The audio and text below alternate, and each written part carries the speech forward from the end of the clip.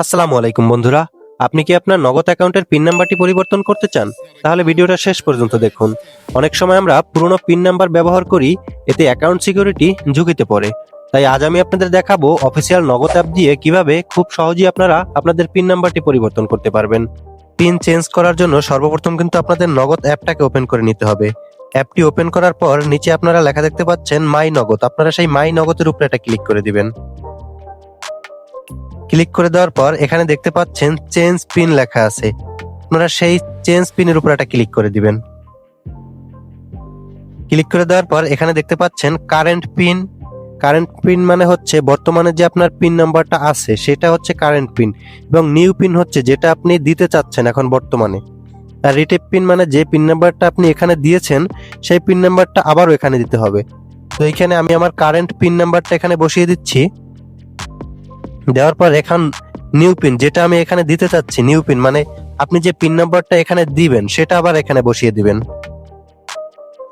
বসিয়ে দেওয়ার পর সেম পিন নাম্বারটা আবার এই যে রিটেপ নিউ পিন লেখা দেখতে পাচ্ছেন সেখানে বসিয়ে দিবেন।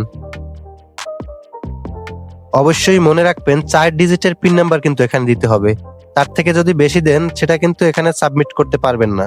তো সবকিছু এখানে হয়ে গেলে নিচে আপনারা দেখতে পাচ্ছেন সাবমিট নামের যে বাটনটা আছে সেটার উপর একটা ক্লিক করে দিবেন। ক্লিক করে দেওয়ার পর এখানে দেখতে পাচ্ছেন সাকসেস, পিন চেঞ্জ সাকসেসফুল।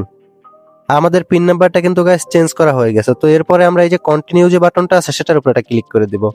এবার চেক করার জন্য আমরা নগদ অ্যাপটাকে আবার ওপেন করব।